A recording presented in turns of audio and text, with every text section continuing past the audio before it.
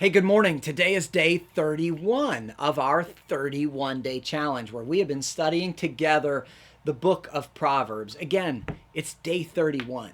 We've done this together and wisdom has been our reward. I've learned so much from this study and so much from your comments, and I have sincerely enjoyed this, and I trust that you have as well.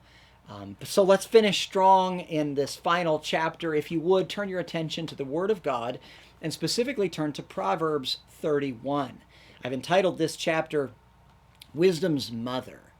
Now, there's debate about who King Lemuel is, but most people conclude that the name Lemuel is a pseudonym for Solomon.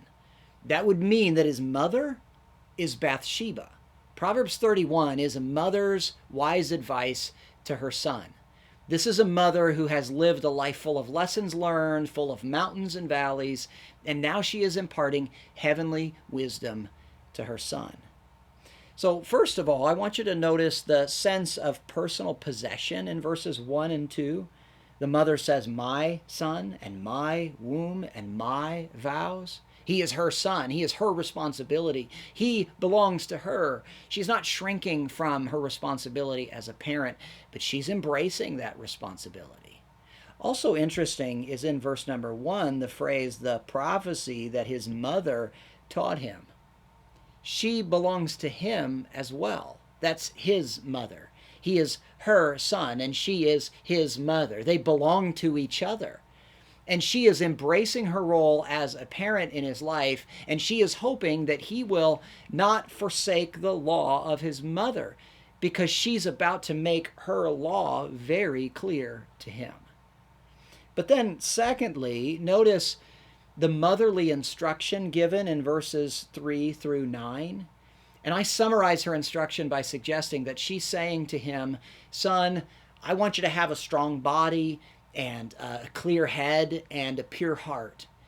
In verse number 3 specifically, she says, "Give not thy strength unto women." And very likely she's talking about loose women. She's saying, Solomon, don't give your wealth or your physical body to those promiscuous enticements.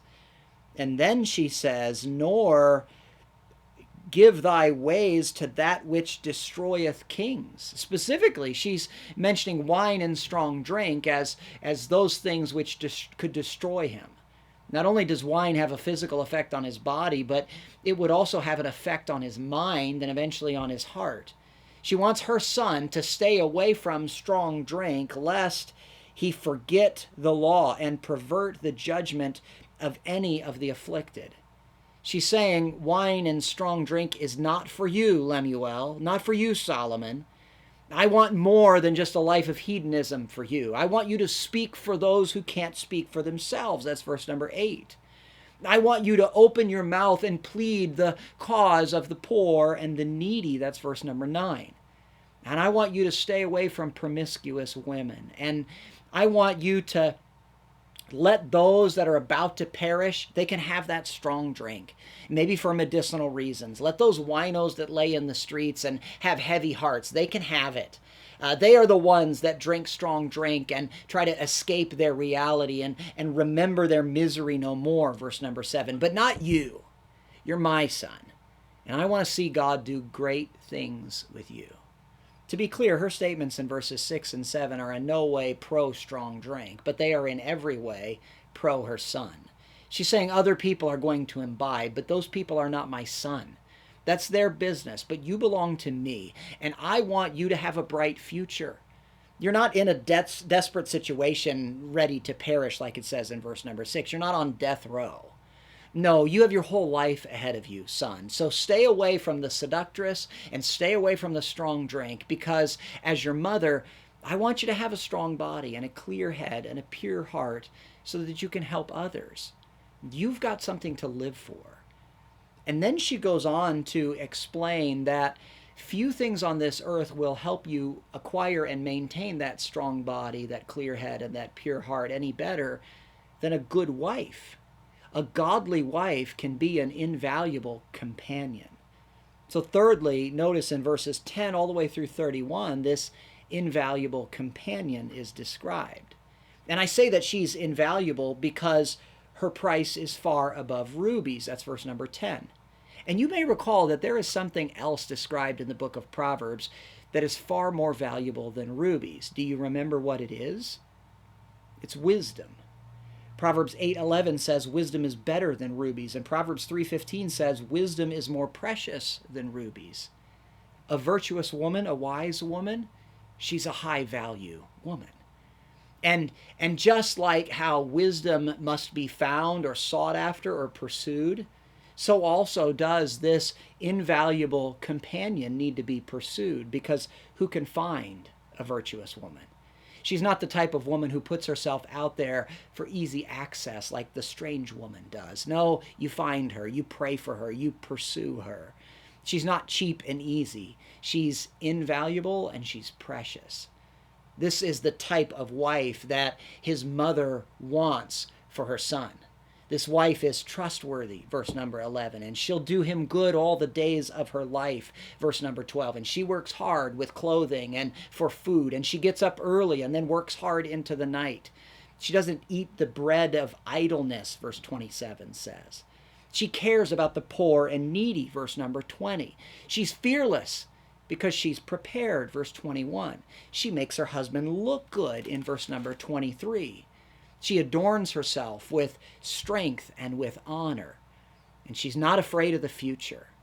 And when she speaks, it's wisdom and kindness. It's not contentious and brawling. And as a result, verse number 28 says that her children arise up and call her blessed, and her husband also, and he praiseth her. Why does he praise her?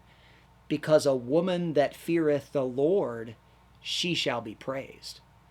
As we conclude this study of Proverbs, Proverbs 31 concludes by referencing the foundational aspect of wisdom, the fear of the Lord. The 31 chapters of Proverbs want us to understand that where there is no fear of the Lord, there is no wisdom. Proverbs 31 is wisdom's mother, and this is what Bathsheba wants for her son.